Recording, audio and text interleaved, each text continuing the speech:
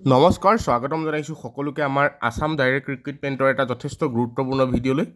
বহু সংখ্যক কেণ্ডিডেটে বহুত কেইদিনৰ পৰা যথেষ্ট প্ৰশ্ন কৰি আছে যে দাদা যথেষ্ট দিন হৈ গ'ল যিহেতু আসাম ডাইৰেক্ট ৰিক্ৰুইটমেণ্টৰ নটিফিকেশ্যন প্ৰকাশ কৰা আৰু ইয়াৰ ওপৰত ৰিটেন এক্সামেই হওক বা ইণ্টাৰভিউৰ কাৰণে কোনো ধৰণৰ এতিয়ালৈকে নটিফিকেশ্যন অহা দেখা পোৱা নগ'ল গতিকে আৰু এই পৰীক্ষাবিলাকৰ কাৰণে কিমান দিন অপেক্ষা কৰিব লাগিব বা কেতিয়া হোৱাৰ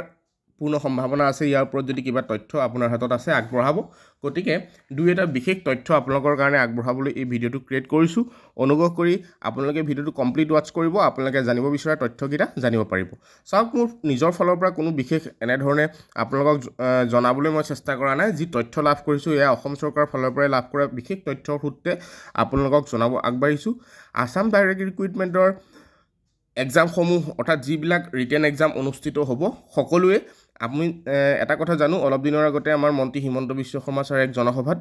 তেখেতে নিজমুখে ঘোষণা কৰিছিলে যে টেট পৰীক্ষা কেতিয়া অনুষ্ঠিত হ'ব বা অসম পুলিচৰ কাৰণে পৰীক্ষাসমূহ কেতিয়া অনুষ্ঠিত হ'ব আৰু লগতে তেখেতে সুন্দৰকৈ তাতে আমাক জানিবলৈ দিছিল যে আগষ্টৰ ভিতৰতে সম্পূৰ্ণ এই ৰিটেন পৰীক্ষাবিলাক অনুষ্ঠিত কৰা হ'ব আৰু আমি যদি ভালধৰণে চাওঁ বা সমান্তৰালভাৱে ছেপ্টেম্বৰৰ পৰা ইণ্টাৰভিউসমূহ নিশ্চিতভাৱে অনুষ্ঠিত কৰা হ'ব গতিকে আগষ্ট মাহত সম্পূৰ্ণ ৰিটেন পৰীক্ষাবিলাক যদি কমপ্লিট কৰিব পাৰে তেতিয়া নিশ্চয় ছেপ্টেম্বৰৰ প্ৰথমৰ পৰাই এই এক্সামবিলাকৰ লগত জড়িত যিসমূহ ইণ্টাৰভিউ সেই ইণ্টাৰভিউবিলাকো কণ্ডাক্ট কৰা হ'ব আৰু আমি আৰু এটা কথা নিশ্চিতভাৱে ক'ব পাৰোঁ যে ছেবাৰ হাতত এতিয়া বিশেষ যিহেতু আৰু কাম নাই ইতিমধ্যে পৰীক্ষাসমূহৰ ৰিজাল্ট আপোনালোকে গম পাইছে এইবাৰ অতি সোনকালে দিয়া তেওঁলোকে চেষ্টা কৰিছে অতি সোনকালে SSৰ পৰীক্ষাৰ ৰিজাল্টসমূহ দিয়াৰ পাছতে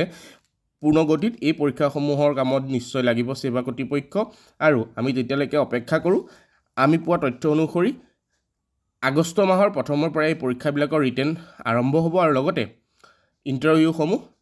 ছেপ্টেম্বৰৰ প্ৰথমৰ পৰা শেষলৈকে অনুষ্ঠিত কৰাৰ পূৰ্ণ সম্ভাৱনা আছে গতিকে আপোনালোকে এইকেইদিন অপেক্ষা কৰি সুন্দৰকৈ প্ৰিপেৰেশ্যন কৰি থাকক আৰু বেছিদিন যিহেতু অপেক্ষা কৰিব নালাগে অতি সোনকালে আপোনালোকে ৰিটেন পৰীক্ষাত বহিব পাৰিব ধন্যবাদ